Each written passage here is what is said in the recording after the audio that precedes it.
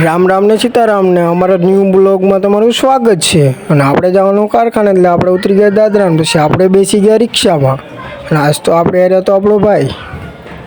પછી આપણે તો કારખાને પગે એટલે ખબર પડી કે લિફ્ટ બંધ થઈ ગઈ એટલે આપણે ચડવા પડ્યા આજે દાદરા ચડવા પડે। દાદરા ચડીને પછી આપણે કારખાને અંદર આવીને પછી તો આપણે કરી નાખ્યું કટોર સાફ।